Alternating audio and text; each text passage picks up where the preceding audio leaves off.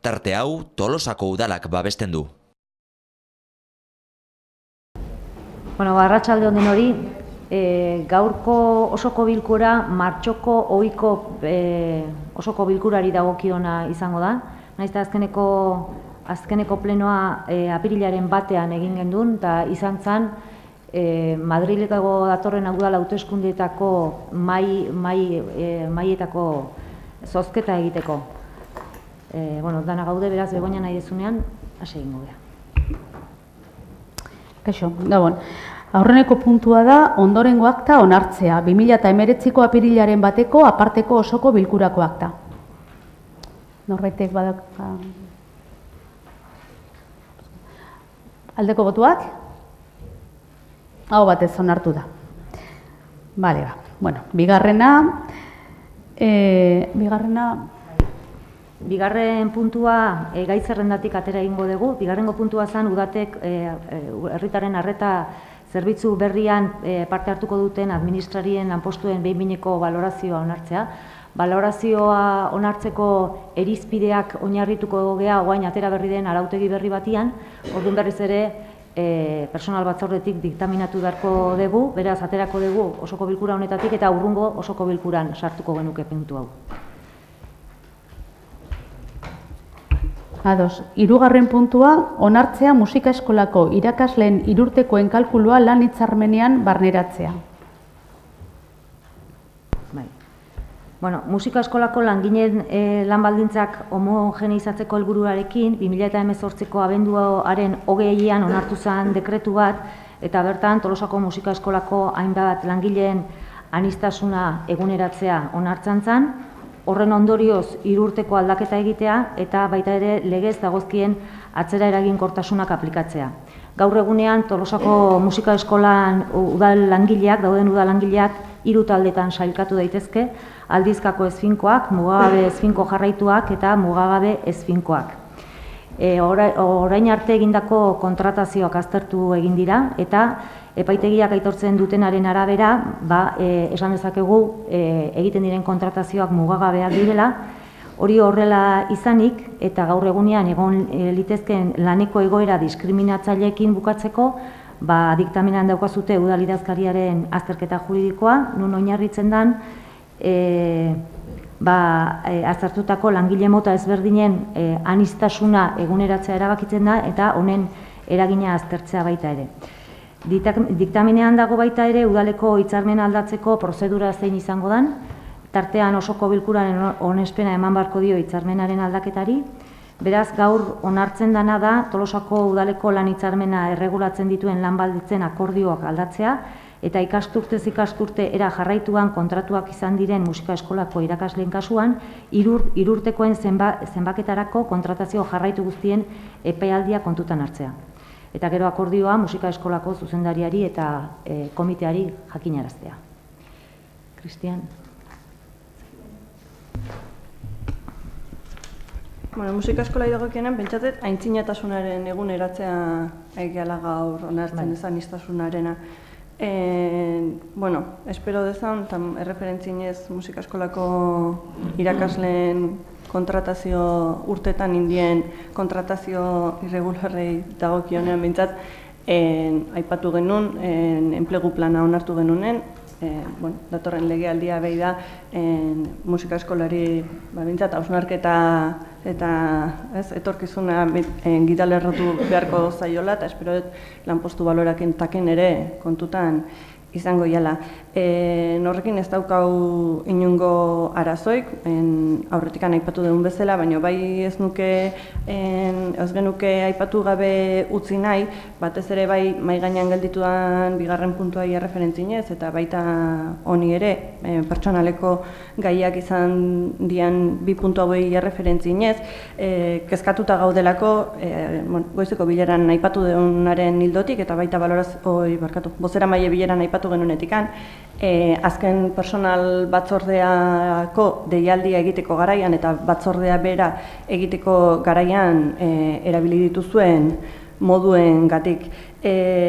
Azalduko izuet, azken baten deialdia jaso genuen personal batzordekoa deialdia jaso genuen, gu EH Bilduko oposizioko taldetikan Iñaki eta Biok gea batzordekideak, Biok aipatu genuen ezingo ginela batzorde hortan ordu hortara azaldu, ez zitzaigun inolako erantzunikan eman, eta alare, bazpare, batzorde bezperan, gure ordezko den Kristinak, deitu zion teknikariari adieraziz, bi batzordekideok ez ginela jungo, eta berak ere ordezko gixara ezingo zula ordu hortan jun. Egun hortan ere ez genuen inolako erantzunin jaso deialdi aldaketarenei, eta batzordea bali mazan, ez dakizteunetan goizeko 8:00, 7:00 jaso genuen e-mail bat, adieraziz batzordea mantentzen zala. Inolako aukerari gabe, mantenduko balitz ere, ezin genuen ez da antolatu ere. Kudeaketa, ez dakit nola baloratu, ez dakit negargarria esan, ez dakit izan dan hau desproposito bat, ez dakit ze hitz erabili hau adierazteko.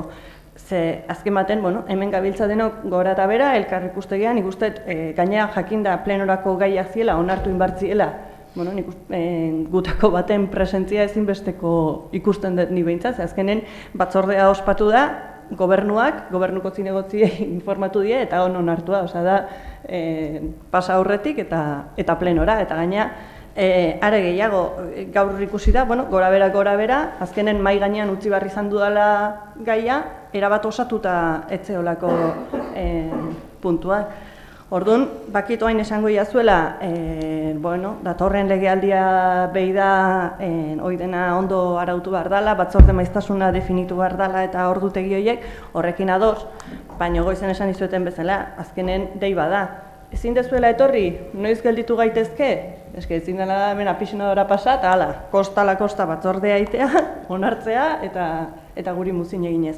Baina, alare, eta pixkatinakik aipatu dizun bezala, legaldi honetan zehar gure jarrera eta estiloa izan den bezala, ez daukau bestelako eragozmenik eta puntu hau onartuko dugu. Pixka bat zuri erantzunez Lore, egia da bat personaleko batzordea egintzanen goizeko 8:00 egintzala deialdia eta zuek adierazi zen utela, ordu horretan ezin zen utela, eta agian hor formatan telefono dei bat faltatu izan dudala, ez? Baina batzorde buruak ezintzun zuek nahi zenuten orduetan, 10:00 batzorde burua egon behar du batzordean, bi gai zeuden langilei eragiten zienak, eta gaur goizean bertan egin dugu bilera bat zuekin, bai teknikariarekin eta bai udalidazkariekin, gai bakoitzak adierazten da esplikatzen, ez da. Pixka bat ere zuek egindian, orain artean egindian personal batzorde guztietan bezala informazio osoa emateko, ez. Agian telefono dei bat falta izan duzan.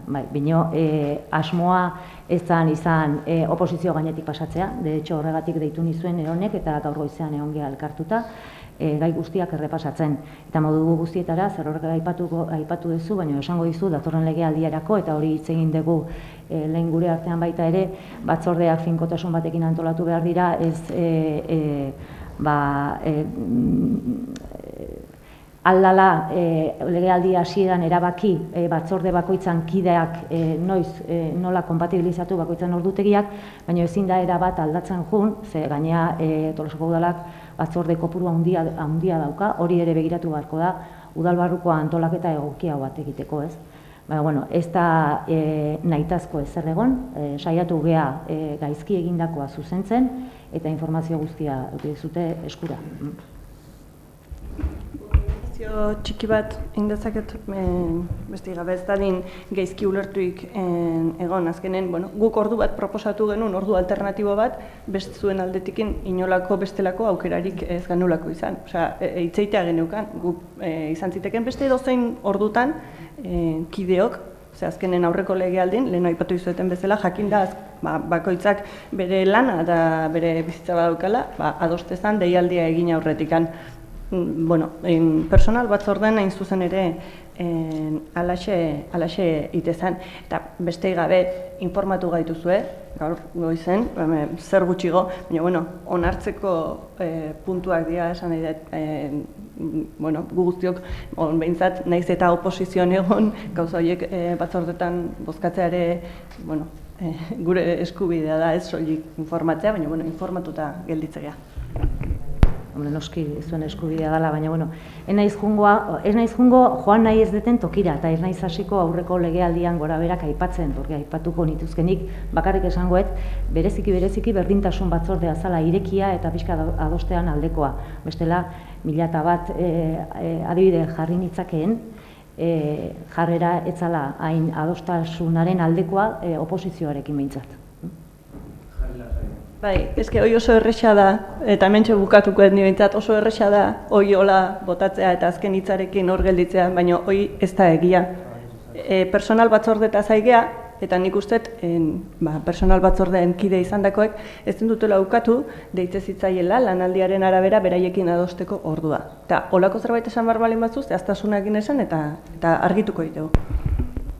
Bueno, esan dut, nik ez nun leku hortan kokatu nahi, baina, bueno, azkenen beti kokatzen dira zuten nahi ez duten lekuan. Jarriko dut adibide bat, eta gainea batzordeak finkotasun handiagorekin egiten zian. Ez zeuden hainbeste gora bera legealdiotan egondan bezala, eta nik uste dut gobernun aldetikan egondala beti borondatea adosteko, guain legealde maieran gaude, 4 urte guzti hauetan. Bueno, adibide bezala jarriko kultura batzorde bat. Halako batean, zinegotzia, tamalez Joselba Andueza zendu zanean, nik kultura batzordean parte hartzeko eskatu nun, eta nola egiten zian ordu horretan ezin nun jun, aldaketa eskatu nun, da santziazun ezetz. Santziazun ezetz. Inolako esplikazio gabe. Neri neroni. Urrongo puntura. Lehendabizi bozkatu beharko da, ez? Ez ez bozkatu da. Bozkatu da. Nik ez jaso bozketarik, horregatik, bozkatu behar dago, Bai. Aldeko botuak? Hau batez. Bale, bosgarrena, itxitako ekitaldiko fakturak onartzea. Faktura hauek dira 2019 ekitaldian jaso diren fakturak, baina 2018ko ekitaldiko faktura data dutenak. Osoko bilkuratik pasatzen dira, eta, bueno, hori da. Ez da, inorrek zerbait komentatu nahi duen, edo zuzenean onartzera pasako behar. Aldeko botuak? Hau batez.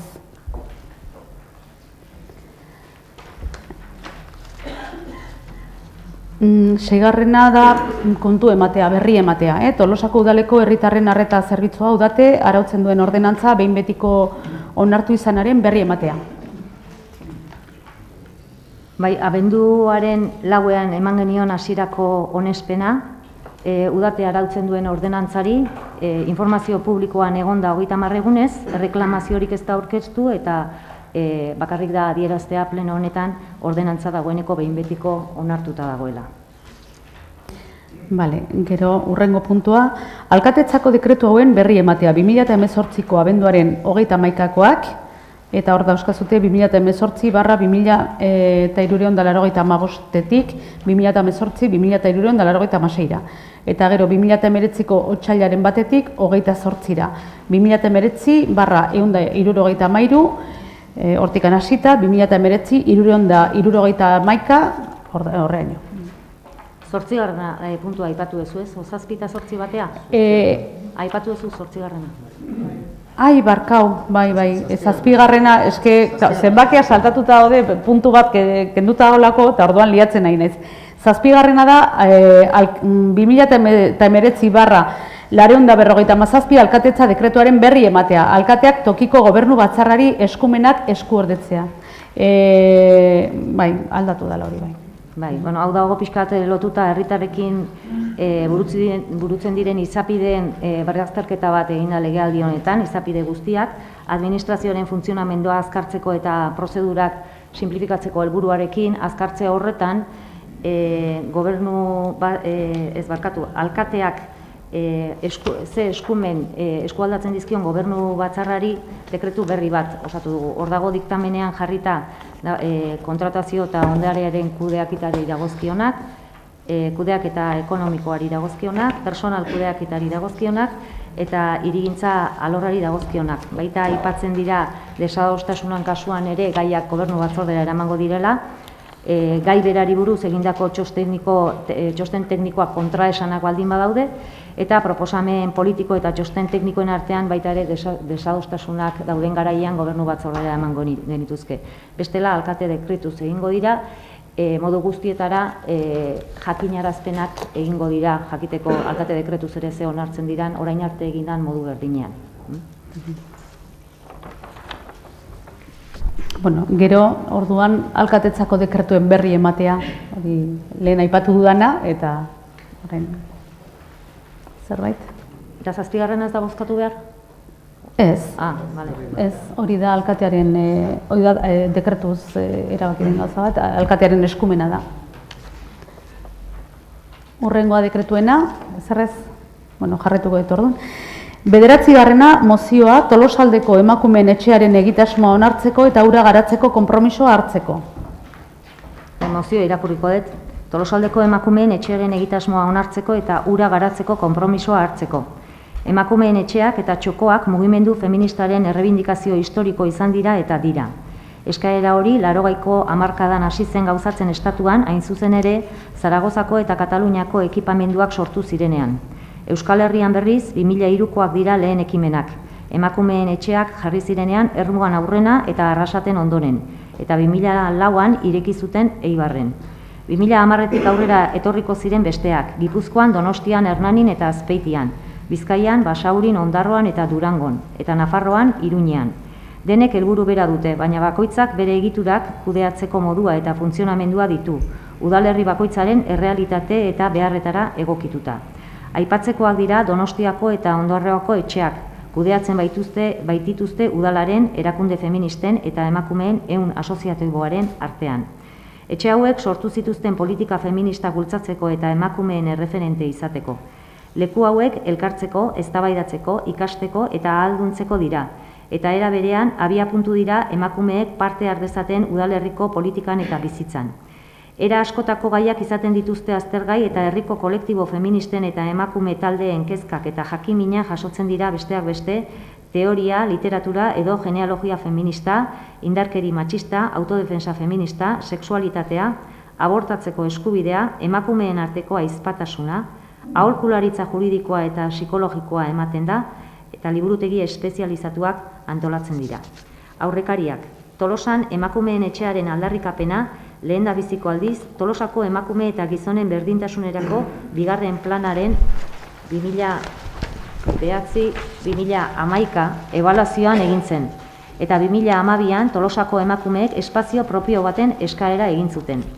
Ildo horretatik jarraituz, 2015ean Tolosako emakumeen eta gizonen berdintasunerako diagnostikoa eta 3. planean 2015-2020 berriro ere emakumeentzako espazio fisiko bat sortzeko beharra jasotzen da, jabetza eta partaidetzaren 2.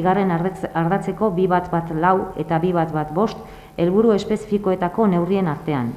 2016an Tolosako plangintza partekatuan, 2017-2027 Tolosatzen programaren barruan lehenengo ildo estrategikoan Tolosa persona ardatz duen herria, ordura arte aldarrikapen izan zena neurri zehatz bihurtu zen 133 neurria hain zuzen ere.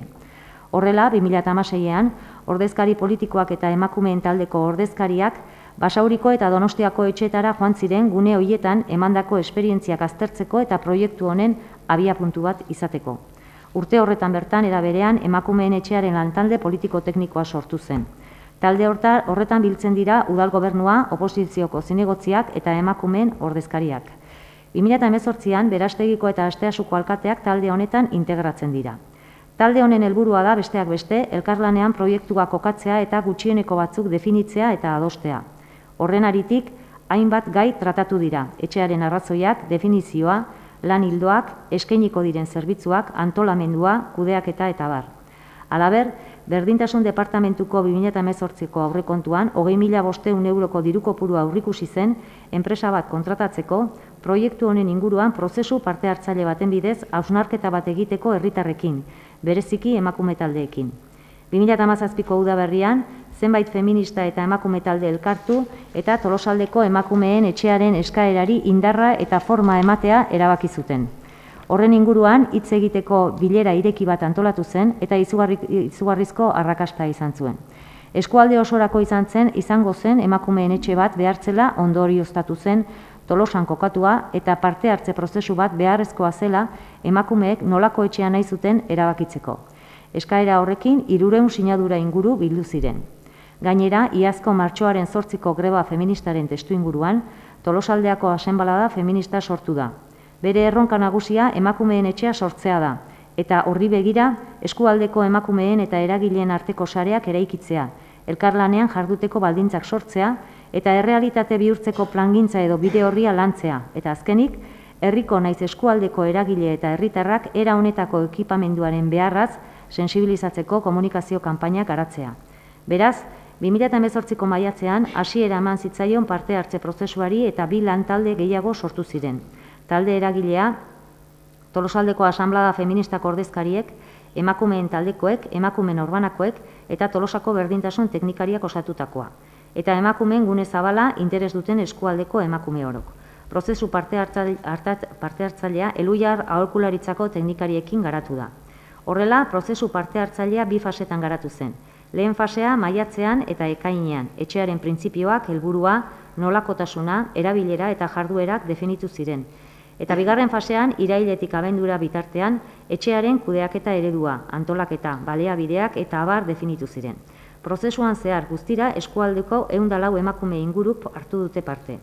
Hoiek horrela, Tolosako udaleko udaltaldeek osoko bilkura honetan erabakitzen dute ondorengo konpromisoak hartzea udal esparruan. Bat, onartzea, talde eragilean sortuko eta emakumeen gune zabalean onartutako emakumeen etxearen egitasmoaren zehaztapenaren dokumentua. 2. Babestea Tolosaldeako emakumeen etxearen egitasmoa, balizko aldaketa politikotik harago eta prozesu naiz emaitza alderdi politikoen interesen logikatik kanpo mantentzea. 3. Sozializatzea eta ikusgarri egitea herrian Tolosaldeko emakumeen etxearen inguruan egin den prozesua naiz emaitza bera. Udalaren web orrian, sare sozialetan edo udal aldazkariaren bidez zabaltzea. 4. Baliabide ekonomikoak eta giza baliabidea jartzea, Tolosaldeko emakumeen etxearen jarduna garatu ahal izateko berariazko aurrekontu partida bat izendatuta eta hornituta. Cristian? Bai, bueno, kaixo guztioi, erabat ados mozionekin, bai Tolosa eta bai Tolosaldearentzat hain garrantzitsua eta beharrezkoa den proiektu hau, emakumeen etxea, garatzeko, aurrera eramateko eta errealitate bihurtzeko gure konpromiso osoa adierazten dugu. Mila esker.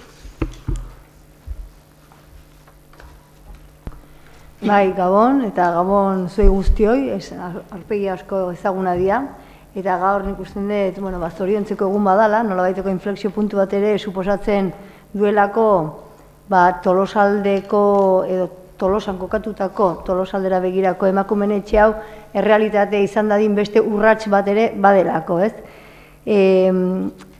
Txosten bat ere gehitu zaigu gure gai ordenean, eta hemen nik usten dut oso argi ikusten dela emakumea etxearen gauzatze honetan, oraindik gauzatu ez da egin, baina prozesu horretan parte hartzea ere azpimarratzeko zerbait dela. Nola egin diren gauzak eta asmoa ere hori da, edo horrek beharko luke, ez?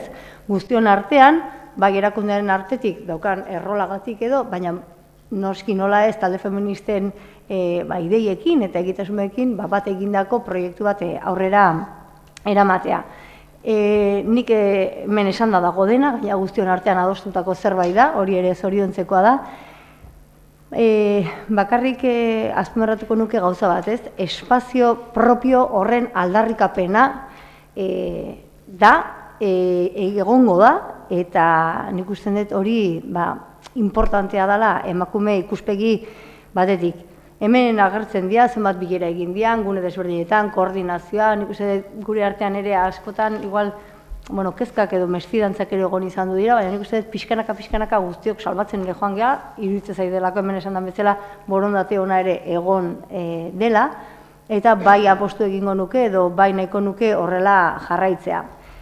Eskerren atala ere iruditzen zait tokatzen dela ematea, nola ez Aizaga eta Aizpeari, Elhuyar aholkularitza taldeari oso lan ona egin dute, bikaina egin dute, eta nik uste dut asko errestu duela guztia. Orduan, lehenik eta behin, unartuko jazue behaiei eskerrak ematea, nola ez, udal teknikariei, eta batez ere, emakume hoi, Tolosaldeko emakume guztioi. Hau dokumentua da, hau papera da, paperak dena aguantatzen du, nik usten den neskak, orain zorionak, eskerrik asko, eta aurrera egiteko garaia ere badela. Lehen bailen, errealitatea dan eta aurrengo hitzordua bertan egiten dugun. Ondo esan. Mozio hau gaur hemen Tolosan onartzea inaundi batean da gune zabalean egondako eskaera bat, ez? Nolabait ikusgarritasuna emateko eskualdeko udalak babesa ematen diotela emakume etxearen proiektuari, ez? Beraz, importantea da gaur mozio hori hemen onartzea. Nolabaiteko proiektuaren zabaltzen nahi horretan, baita ere, erabaki izan Tolosako udaletxean eskualdeko beste udaletxe, gainantzeko udaletxe guztiekin batera, bilera bat egitea eta beste udaletxei esplikatzea pixkat egitasmoaren nondik norakoa. Hori egin genduen hemen otsailaren 18an, bilera hortan bildu ginean 23 pertsona, alkateak Aduna Asteasu, Berastegi, Irura eta Tolosakoak izan ginen, zinegotziak, Altzo Anoeta, Bidani Goiatz, Ikastegieta, Tolosa, Zizurkil, Ibarra eta Tolosako berdintasun teknikariak egon zian, eta baita ere Elhuyarreko bi teknikariak, Aizaga eta Aizpea. Han eman zian prozesuaren azalpenak, uste bilera hori importante izan zala baita ere teknikariak zuzenean zituzten zalantza guzti horiek argitzeko gero mozioa baita ere modu lasaian onartu ahal izateko. Dagoeneko gaur, ez dakit agurtza etorrian, zatikan etortzeko azan, gaur arratsaldean agurtzeak aipatu di, dagoeneko baditugula Zizurkil, Oreja, Altzo, Asteasu, Berrobi eta Alegiko udaletxetan mozio onartu dela. Beraz, jakin dezazuen proiektuak eskualdeko ikuspegi hori poliki-poliki ari dela hartzen, naiz eta oraindikan seguraski lanean jarraitu beharko dugun, ez? Legealdi amaieran gaude, nik uste Tolosako udalak legealdi ezberdinetan hito diferenteak markatu ditula berdintasun atarian eta baita ere berdintasun politika publikoak egiteko momentuan, ez? Neri gustatuko litzaidake legealdia bukatu aurretikan, bai talde motorra eta bai emakumeen gune zabala pixkat elkartzea, datorren legealdiko lanak modu zehatzago batean zehazteko, ez? Azkeneko bileran lan baldintzen proposamen bat zehaztu zen, lan mardula dago egiteko, udalari dagokionez dagoeneko ja teknikariak espediente bat zabaldu du, espediente horrek jaso beharko du memorian txostena, eremu fisikoaren deskripzioa, zerbitzuen deskripzio zehatza, proposatzen den kudeak eta mota, zerbitzuaren azterketa ekonomikoa, arautzeko proposamena eta arautze horretan baita ere emakume taldeak orain arte egin den dinamika berdinean jarraituz ere zer esana eta zer hitzeina badaukagu oraindikan, kontu hartzaileen txostena, idazkariarena eta administrazioak eskatzen ditun txosten guzti horiek, ez? Hori dokumento edo espediente hori luzea izango da, lan mardula izango da. Orduan nik baita ere eskerrak eman nahi dizkizuet emakumeok egin dezuten lan guztia, baina nik bereziki agurtzari eskerrak eman nahi dizkiot lan honen koordinazioan sartu ditun ordu guztiakin, eta hemendik aurrera tokatuko zaion danarekin, ez? Animatzeko. Eta orain, jake etorri zaten, da inbeste etorri zaten, ez dakit norbaitek hitza hartu nahi duen. Bai?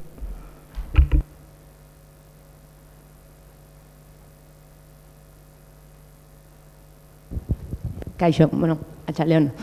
Eskerrak eman, lehenengo gauza, indeun prozesua horre ukitzeko zuen mai gainen proiektu bat izugarrizkoa izan da. Bida, emozionatu itena izan da. Emakume bezala prozesu parte hartzaile horretan egotea izan da izugarrizkoa. Asamblada bezala, eta nik uste eta asambladako gehientxunok eskertu deu ukitzea espazio bat ezautzeko, eta gu gure artene bai ezautzeko, eta asamblea bezala nola markatu nahi den gu gure bidea eskertzekoa da, zuek albideratzea olako zerbait, baina falta motatze dugu gauzatxo bat. Abendun, esan bezala abendun mukatu genuen, abendun ingenuen lantalde bat ingenuen, eta hor ginean eta jarri genitun urtarriako aktibidade konkretu batzuk inbehar batzuk. Urtarriako, otsailako, martxoako, apiriako, pixkatik genuen apirian gaude, gaur renteatu gea indan bilera hoi, bestelako espedientea iriki. Orduan, falta botatzeu, pixkat, zer egingo dan, markatu genuen pauta horiek nola juntian, nun gaude guantxe bertan. Mozio hau, maravilloso eta eskerrik asko denei, hoi eskatu genuen lehenengo gauza, baina gero bat zeuden bai bestelako ekintzak. Eta, gaur renteatu gea bilerataz eta denataz, baina informazio fluxu hoi. Eta ez dakidan elkarma o informazio fluxu hoi korrikan, zuek testigoa guri emateo guzue, eta ez dakidan elkarma edo zerbait, elkarlan hoi mantentzeko eta izateko zubia. Ez? Hoxe. Eta gaurko deialdia, gaur mozioa zehola, enteatu geha de txiripa, ia. Osa, ez genekin, jaken izan barak genuen pixkalen xago gehiongo gainan, garbi. Bai, jasotzen dut, eta, nik esan bezala, asmoa da bilera bat egitea, eta nolabaiteko pauta batzuk guztea, legealdia bukatzen da, honek jarraipena izango du, dana dalakoa jarraitzen duna gobernu talde honetan eta oposizioan, baina igual komeni da legealdi eta pau bintzat ondo izteko finkatutako lan horiek pixka gehiago zehaztea, egingo dugu.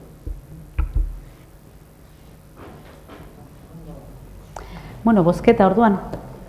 Aldeko botuak? Hau batez.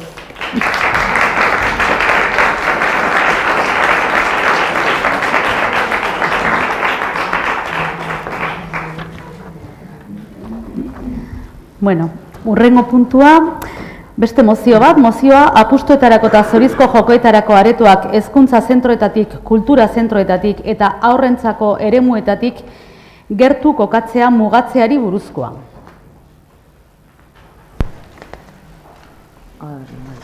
Azken urteotan ikusi dugu apustuetarako aretoen kopuruak, esplikatu behar da, hasi naiz ni korrika baino. Mozioa Podemos taldeak sartutako mozio bat izan da, pleno osoko bilkuraren aurretik lanketa bat egin dugu eta adostu dugu mozio bat pixka bat zuzenduta alderdi guztien artean, bai alderdi sozialista, Podemos, Bildu eta Eusko Alderdi Jeltzalea. Orduan alternatiboa irakurriko dugu, adostutakoa irakurriko dugu eta bestea bere horretan geldituko da. Orduan, adostutakoa irakurriko dut. Azken urteotan ikusi dugu apustuetarako aretoen kopuruak nabarmen gora egin duela eta horrekin batera ludopatiarekin lotutako arazoak dituzten pertsonen kopuruak ere gora egin du Euskadin, 18 eta 25 urte bitarteko gazteen artean bereziki. Osasun Ministerioko datuek adierazten dutenez, apustuak dira ludopati kasuen bigarren arrazoi nagusia, makina txanpon jaleen atzetik eta 25 urtetik beherakoen artean adizio mota horren indizea 6tik 25era igo da azken 4 urteetan. Euskadiren kasuan, Euskadi eta drogak izeneko inkesta prestatzen da aldiro, droga konsumoaren eta sustantziari gabeko bestelako adikzioen egoera zein den jakiteko, baina ez da jokoekiko adikzioa aztertzen. Adizioen gaineko adituek eta elkarteek aldarrikatzen dutenez, ezinbestekoa eta azterlan serio eta sakon bat egitea problematika horren inguruan. Hain zuzen ere, informazio horik ezak oztopatu egiten baitu Euskadiko ludopatiaren errealitatea kuantifikatzea. Hala, adikzioen gaineko adituek eta elkarteek nola 2017-21 aldirako Euskadiko adizioen 7. planean egindako analisiak aitortzen duenez, problematika berrien artean arazo zehatz bati arreta eman behar zaio ludopatien kapituluan, jokabidezko adikzio gisa, batez ere, internet bidez apustuetan hasten diren gazteei dagokienez. 2017-21 aldirako Euskadiko adizioen 7. planean, teknologia digitalen ondoriozko problematikak gora egitearen arriskua adierazten da mendekotasuna eta jokabide konpulsiboak sortzen dituztelako. Era berean, jokoetan aritzeko aukera errazten duten kanal berrien arriskua oso larria da, baina horren inguruan dauden ekintzak oso urriak dira. Dena dela, adizioen eskaintza murriztearekin lotutako ardatzak ia ez du neurririk jasotzen jokoaren eta teknologia digitalen aurka, beti ere publizitatean eta joko eta teknologia digitalen eskaintzen sektoreak berak izan behar duen autokontrolaz eta erantzunkizunaz haratago. Online jokoen eskaintza izan den zabalkundea gure herrietako kaleetara ere iritsi eginda.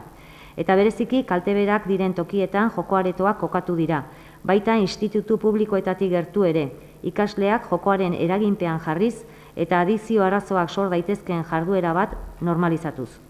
Herri administrazioek egoera horren gaineko ardura hartu behar dute. Horregatik, Eusko Jaurlaritzari eskatzen diogu arlo horretan protagonista izan dadin.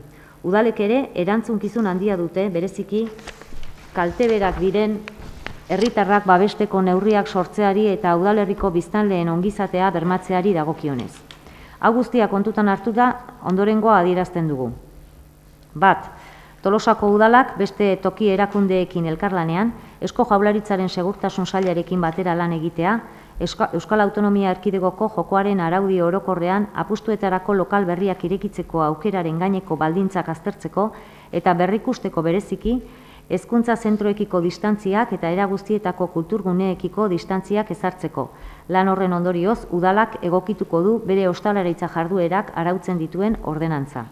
2. Tolosako udalak neurriak hartuko ditu haur eta gazteak hartzaile izan ditzaketen ikusentzunezko publizitate edukien edapena mugatzeko.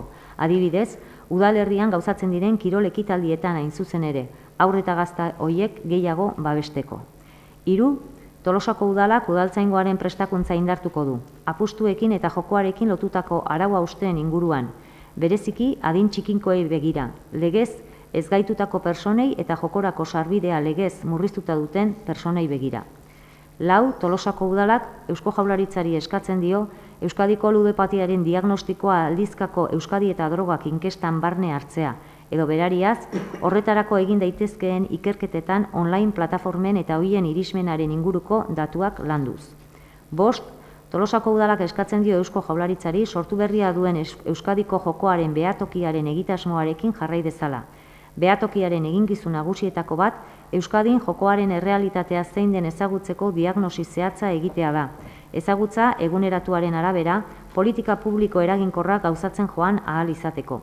Bereziki aintzat hartuz, joko zalekeriak adin txikikoengan izan dezakeen eragina eta horri aurre egiteko hartu beharreko neurriak.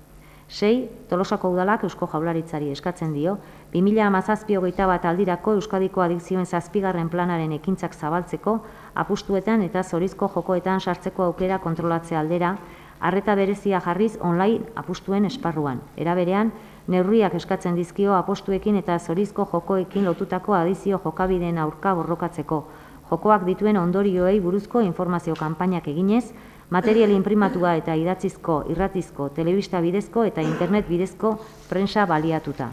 7. Tolosako udalak ludopatiaren aurkako sensibilizazio kanpainak egingo ditu, arazo horren inguruan lanean ari diren tokiko erakundeekin batera. 8. Halaber, Tolosako udalak bere gizarte zerbitzuak ludopatia arazoak izan ditzazketen personen eskura jartzen jarraituko du euren adizioaren tratamendu egokia eskain dezaketen zerbitzu egokietara bideratzen laguntzeko. Bueno, bai, gero eta handiago den arazo larri baten aurrean gaude, eta arazo hori aurre egiteko mozio hau aurrera pauso bat dela uste dugu eta horregatik mozioarekin bat gadoz.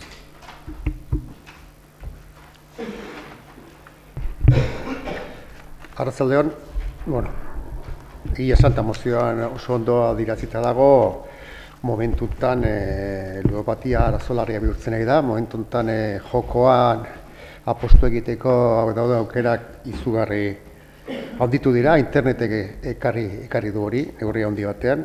Adin bat daukagunok batzen geha, hasi batean bingoak eta jarri zituztenean, eta gero txampon jalak eta, bueno, egon ziren arazo larriak, familia askotan horrekin. Eta hori gertatzen nahi da, arazo hau, aragotzen nahi dela, ez helduen artean baita ere, gazten artean online plataforma bidez, eta, bueno, nik personalak ikaso batero beste ezagutzen dut, ez. Eta gaina ematen diren errestasunak, dagoenen bombardaketa publizitarioan non nahi dago hoien zea, eta ematen zuzten erraztu zona, ez da, €100 erralatzen dizkizuegu, telebistan ikusitekea iragarkia, baldin eta gure webunean apostu egiten badezu, ezta. Eta egia esan, komunitate autonomoan, orain dela 4 bat urtean hartu zela, menpekotasun legea, lege horretan oso argi eta oso mugatzailea da zenbait aspektutan, esatelako alkoholaren, konsumoaren aspektutan, batzutan, guri duriz, igual ridikula iritsita zenbait puntutan, baina gainetik pasazan gai hau, ez ginen konturatu.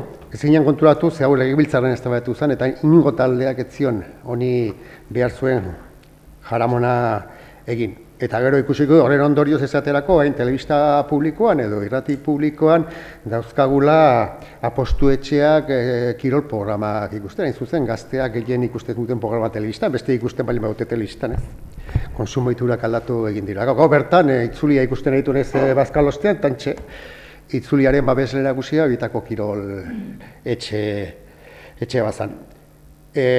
Badakigu udal kompetentzia ez dela kasu gehienetan horre eragitea, baina bai atentzioa ditzea eta bai horren gain ardura dutenei esatea izuen mugitu eta alit ez da azkarren mugitu, ze arazo larri baten aurrean gaude.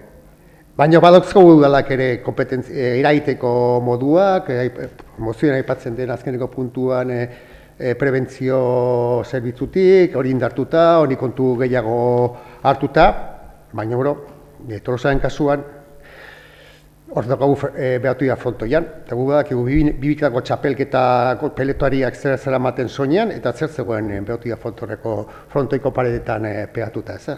Apostu etxe baten publizitatea. Bueno, igual hortik eraten hasi beharko nuke, seguramente ez da gure gaia izango, gure atzetik etorriko direnen gaia izango da, baina ikuste Tolosako udalak ere gogoeten barko lukela, behatu dira frontoian daukagun publizitate horren baitan.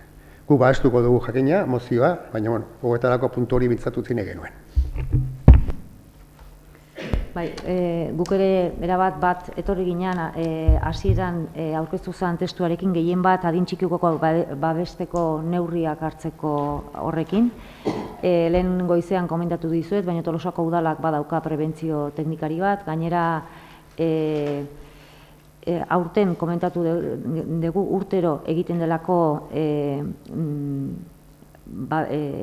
adin txikikoak babesteko kanpainak, eta kanpaina egiten den programa hori nolabait tokatzen da orain berritzea, ez? Pixka zaharkituta gelditu zaigu, urtez urte beti kanpaina berdintsua egiten delako, orain kontan berritu egingo da, eta orain momentu honetan ondo datorkigu gai hau ere aurre ikusteko kanpaina horretan.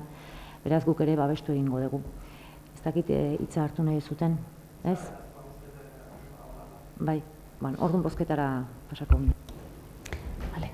Aldeko botuak, hau batez onartu da. Hurrengo puntua galderak eta eskaerak.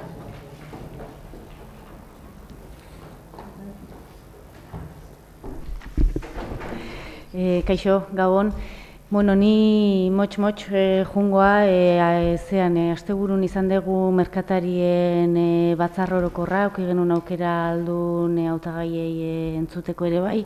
Eta, bueno, pixkat han azaldu zen galdera baten ingurun hitzein nahi nun, ez bakarrikan han azaldu zalako galdera, baizik eta lehenagotikan ere bai kezka bat aipatuta zigutelako lehenago, ez? Pixkat, bueno, gaia Fikoban eta egiten dian outlet feria handi hoien ingurun galdetzeko asmoa neukan. Kezka guri aipatu zigutena bai izan zen arduratuta zeudela jartzen dan publizitatearen ingurun. Jartzen dian tokiak oso ikusgarrik diala, kartelak eta jartzen dian kartelak oso tamaina handia eukitzeuela eta ez oteien kalte ingo benetan tokiko merkatari txikiei. Eta mendikan proposamena pixkat landu dadin beste behar dan batzordetan edo asmoa baute daukazuen lantzeko gaioi ez dakit, neurri aldetikan, kokapen aldetikan edo nolabait mugatzeko asmoek baute dezuen eta baimenak eskatu behar baldin badituzte olako publizitatea jartzeko baimen horiek arautzeko eta mugatzeko. Bai, arratsaldeon, egia esan gai horrekin oso kezkatuta gaude, eta izan dira naule guztiekin, eta Tolosankorekin elkartzaren garan guztietan, kartel hau izaten da, urtean bitan izaten da, eta bai udal zerbitzutekan edo, kartel guzti horiek kentzen dira, jarri bezain pronto, kendu egiten dira. Arazo hau herri guztietan dago, espediente bat edo iriki dugu udaletxe honetan, izan zen edo azkeneko outlet honetan, Merkataritza Federazioak idatzi bat bidali zigun udaletxe guztiei, denen artean edo, eta zinegutzi guztiei zuzendu ziguten, gehien bat edo federazioaren bidez edo analako fikobari idatzi bat edo pasatzea, gehien bat kezka horrekin, ez da? Kezka horrekin, eta enpresaren izena badago, eta ja udaletxe ezberdinak espediente bat irikita dago.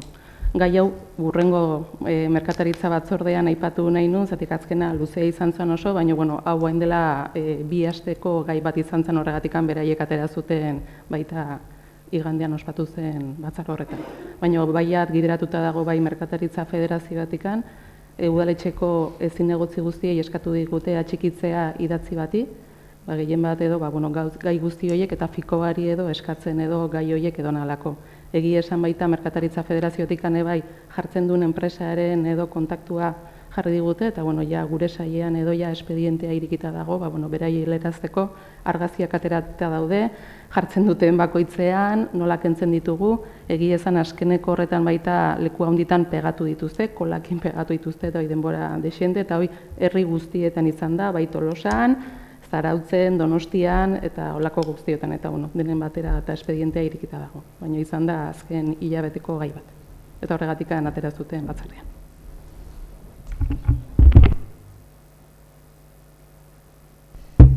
Nik gogoeta bat inenun gure taldearen izenean, bat izan genuen berri baten inguruan, alegia zegoenak inbertsio funtsak Euskaltelen kapitalik zatirik handiena eskuratu izana, ez?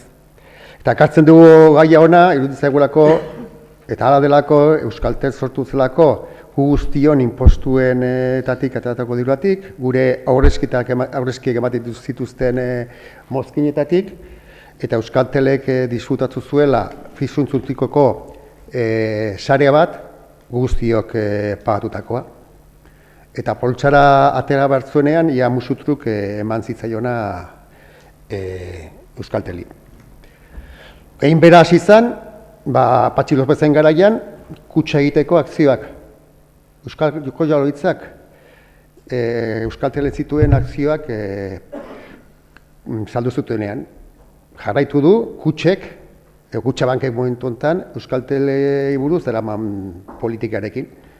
Eta iruditzaigu, ardugarakeri oso ondia, egungo Eusko Jaurlaritzak jakinaren gainean zegona, zertan asai zen, ze asmoetan ari zen, nolabait esikuseran egin, urrats eraginkorri behintzat eman izana, eta haienek aibiltzea, esan ez, pentsatzen dugula egoitza soziala Euskal Herrian jarriko dula. Zepor, arazoa ez da egoitza soziala bakarrik, arazoa da Euskaltelentzat, Euskal Herrian lanite duten espentsa guzti horietan hori hemendik mugituko baliz etorkizunea, eta ez dago arrazoi prestatzeko bestela gertatuko ez denik, eta hor daukagu gamesa momentu enten simensekin dozkan arazoie guztiak, ezagunak direnak, eta eutzetzagu, gu guztio pagatu dugun sare bat, guztion sortzen lagundu dugun enpresa bat, nola, arroduan politikoek, utzi duten, 3 batzuen esku, eta 3 horiek izan dezakete ahalmena, enpresa hori Euskal Herritik atera, eta gure ehun industriari kaltea handiak egiteko hori bat.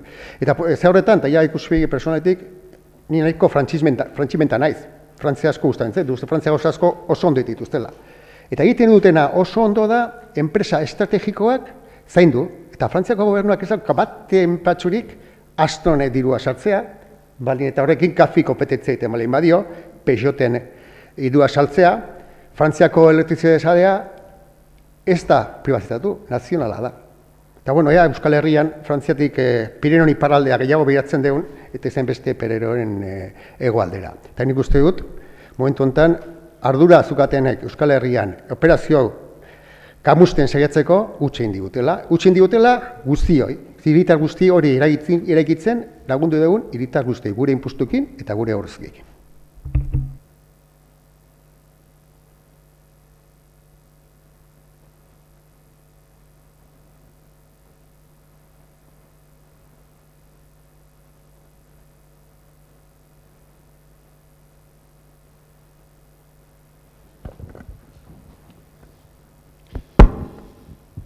Bueno, Gabon.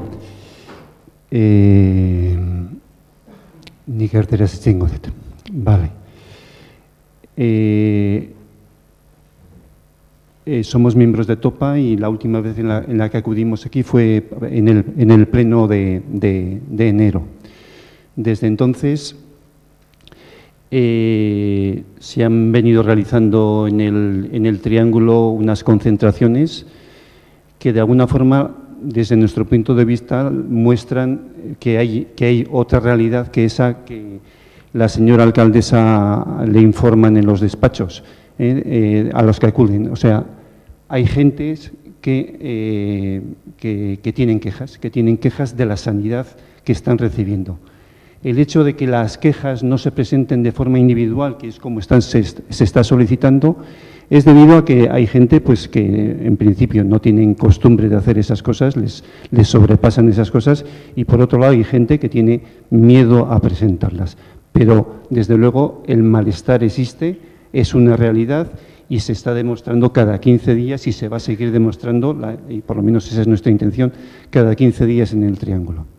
Bueno, hay otra parte de gente que está acudiendo también al Triángulo porque, bueno, tras la información que sacamos nosotros a partir de la asamblea, de la última asamblea que hicimos, la gente está dándose cuenta que la cantidad de dinero que estamos recibiendo esta comarca en relación con el resto de comarcas es bastante menor que ellas, y entonces por eso están solicitando una equidad en la atención sanitaria. Están diciendo, nosotros cumplimos con nuestras obligaciones de pagar nuestros impuestos, nosotros queremos los mismos derechos que el resto de comarcas. Y los mismos derechos no parten de palabras bonitas de que nosotros garantizaremos que la calidad de atención sea igual al resto de comarcas. La calidad de atención de alguna forma se asegura con misma dotación económica en las distintas comarcas. Y esta comarca está recibiendo 30% menos de dinero que el resto de comarcas, lo que hace que ese garantizar sin hacer nada por conseguir que tengamos la misma dotación económica es eso, lo que antes decía, palabras bonitas. Bueno,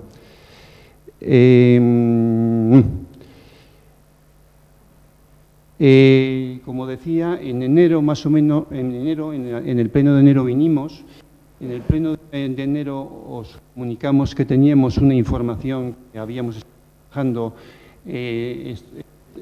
mirando el presupuesto de sanidad en el año 2017, que eran en aquel momento los últimos que habían estado en funcionamiento, y os comunicamos que eso que acabo de contar, que nuestra comarca, nuestros datos, estaba recibiendo 8 años 10 millones de euros menos al año que el resto de comarcas de Guipúzcoa, como si tuviésemos la misma población. Nosotros, el cálculo que hacíamos tanto recibe nuestra comarca al año por persona.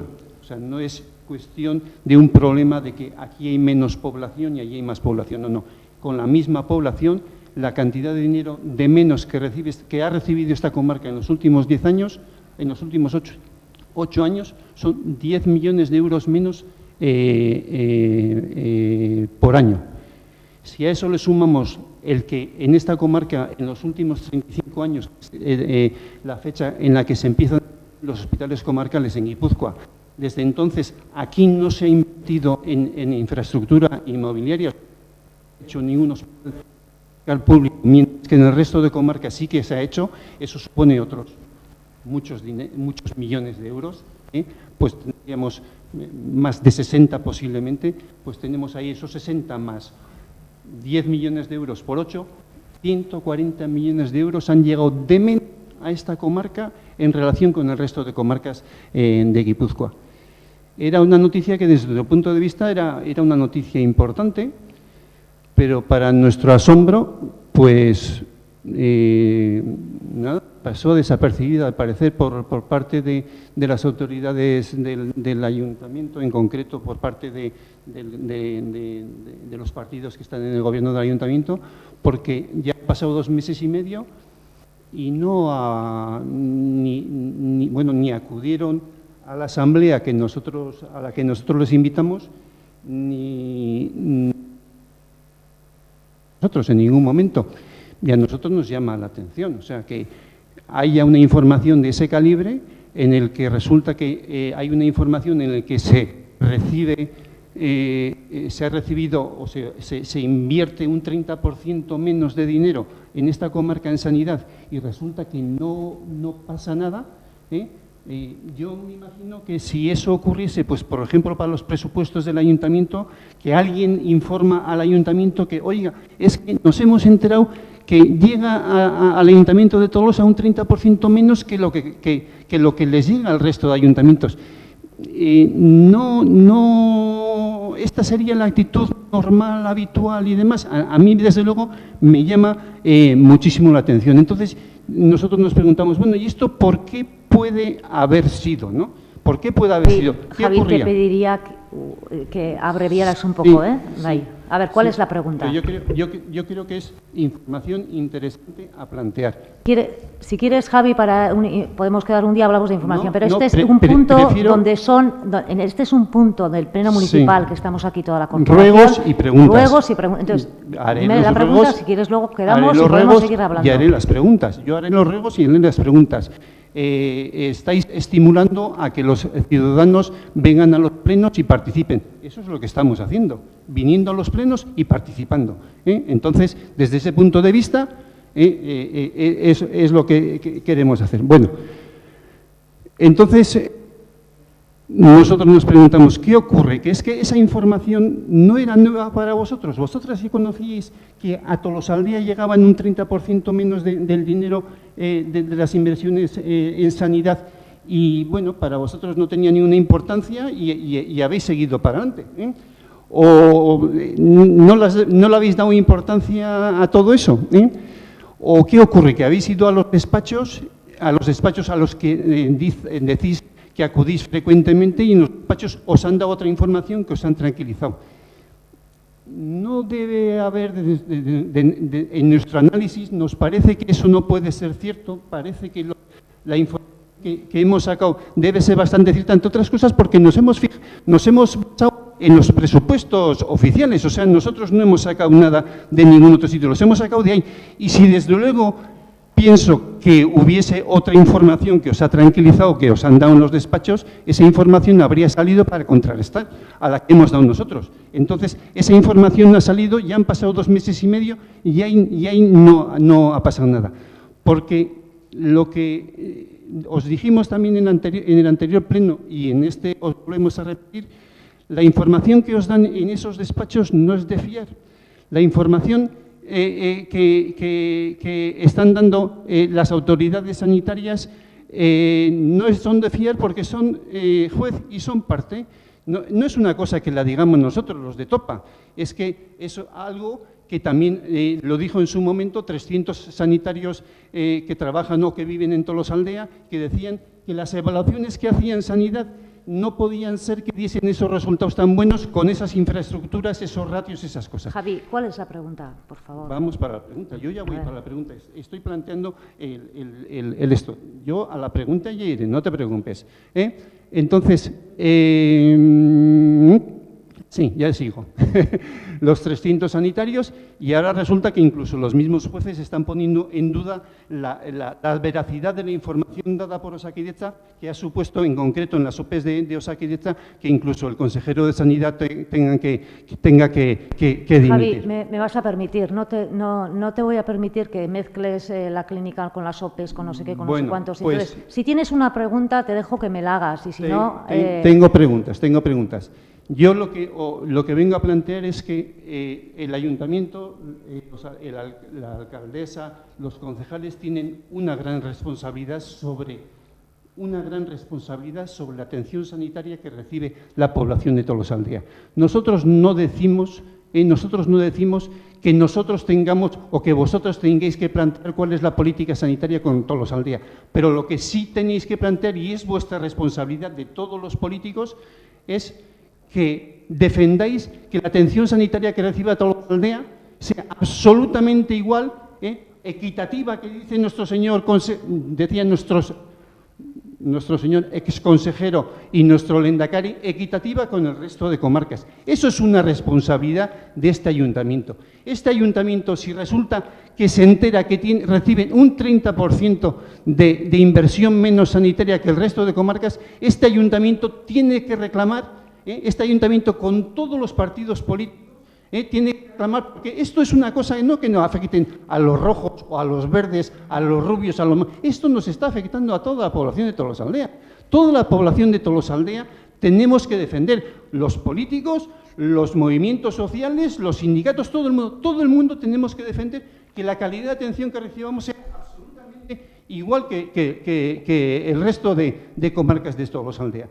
Entonces, me he perdido, espera un momento que vuelvo.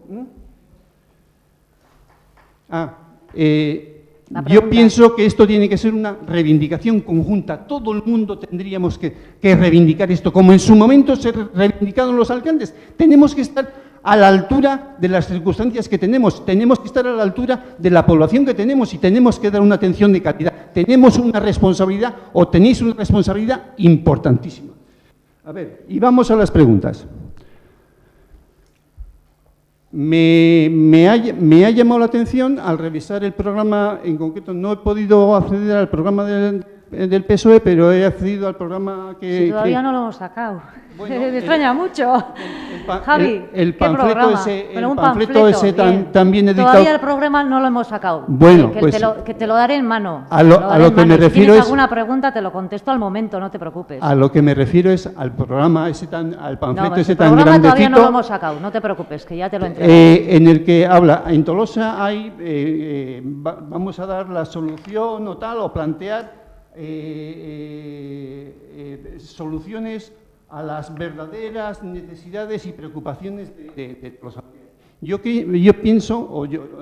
pienso, nosotros pensamos que la sanitaria es una preocupación importante para la población de Tolosaldea, demostrada en las movilizaciones que se han hecho en los últimos 8 años, demostrada en estas concentraciones que os estamos comentando y demostrada. Y en cambio, en ese programa, que no es un programa, pero que vamos, más o menos plantea las cosas que esto, no hay la más mínima mención al aspecto sanitario. Porque todavía no lo hemos sacado. Javi, ¿cuál es la pregunta? Mi Me vas a pregunta perdonar, es, pero no podemos ¿estáis tener conformes con la atención sanitaria que estamos recibiendo en Tolosaldea por parte de este concierto económico con la Clínica de la Asunción y con esta situación de infradotación respecto al resto de comarcas, un 30% menos de dotación, y no vamos a hacer nada más de lo que se está haciendo? Bien, no vamos a hacer. bien. ¿Por qué? Javi, Porque lo siento, y de verdad te digo. una puntualización pequeñita.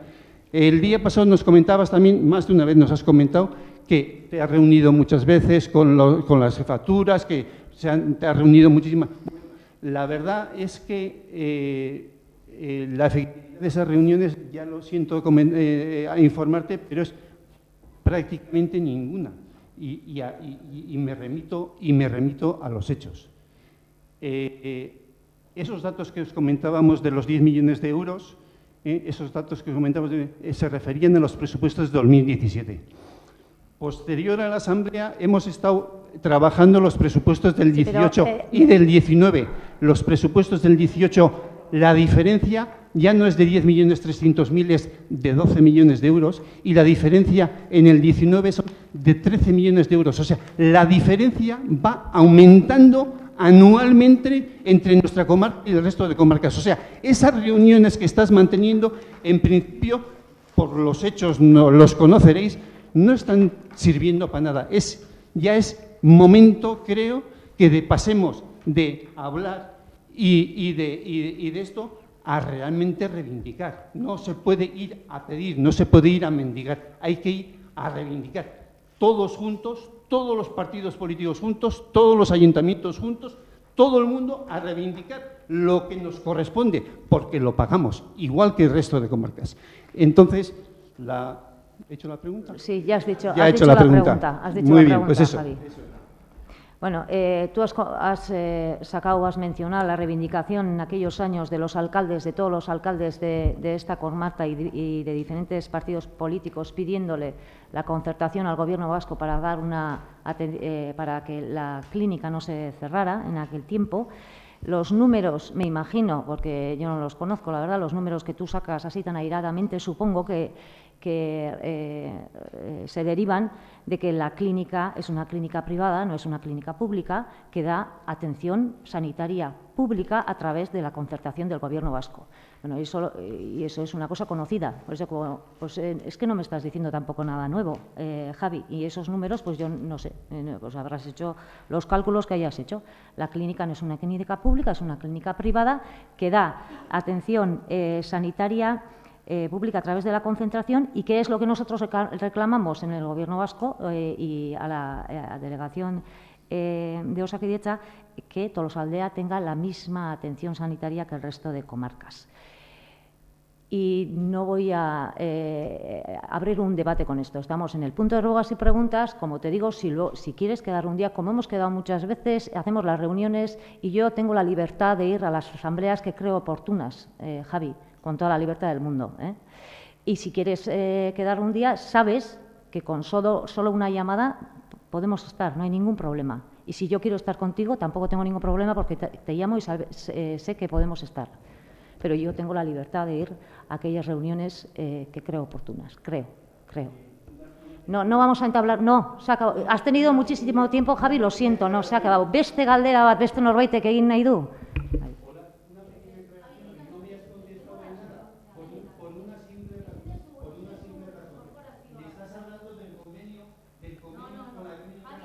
Javi, estoy diciendo que no tienes opción a hacer otra pregunta porque has pasado muchísimo tiempo, estamos aquí 17 personas y lo siento.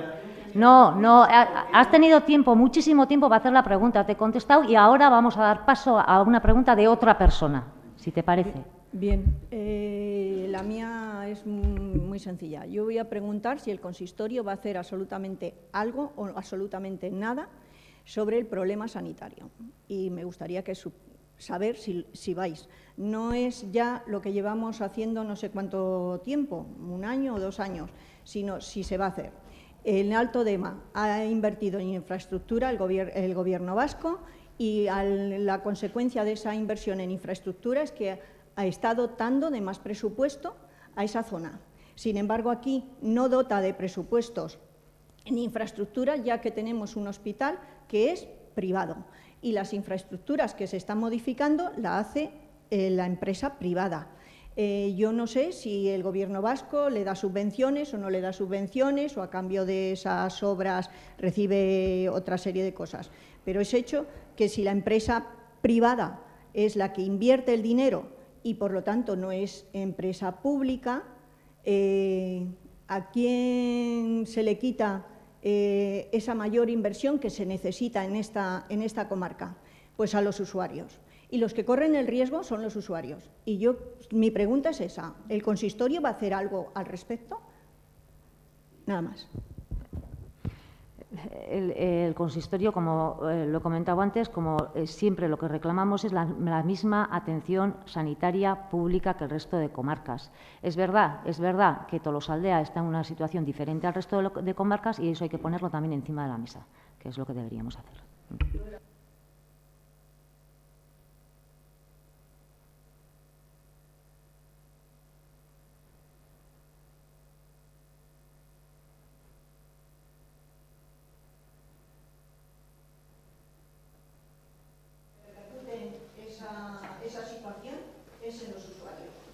Beste personaren batek galdera egin nahi du, bai. Txoin, ¿por qué no te oigo? Yo no solo quería, bueno, lo del tema de la Asunción más o menos todo el mundo conoce, pero yo creo que lo del tema del ambulatorio también clama al cielo, cómo se está trabajando. Lo que no es normal es que el día 1 te reciba el médico para hacerte una analítica y tarden 7 días en hacerse esa analítica. Cuando todo el mundo sabemos que si a ti te hacen una analítica a las 9 de la mañana, está validada para las 2 del mediodía. Y tardan otra semana en darte los resultados. Te quiero decir, ¿qué sanidad tenemos? Yo no sé si en el ambulatorio las cargas de trabajo son tan importantes, pero claro, a mí ya me gustaría que un alto cargo de los de Osakidetza, cuando se tenga que hacer una analítica, venga a Tolosa y va a tardar 13 días en que le den un resultado. Es que eso clama al cielo, No solo lo de la Asunción, lo del ambulatorio, yo no sé las cargas de trabajo que tienen, pero claro. No tengo conocimiento de lo que se tarda en dar una analítica, pero lo voy a preguntar. Ya miraré, por si. Porque te digo yo. Vale. Beste galdera bat beste persona batek? Ez? Bueno, orduan hemen bukatuko dugu osoko bilkura. Igande honetan udaberri dantza taldean erromeria daukagu gure txokoak antolatzen duen ardo txuriarena, beste. Korrika pasatzen da baita ere ostegunean, beraz animo eta hurrengora arte.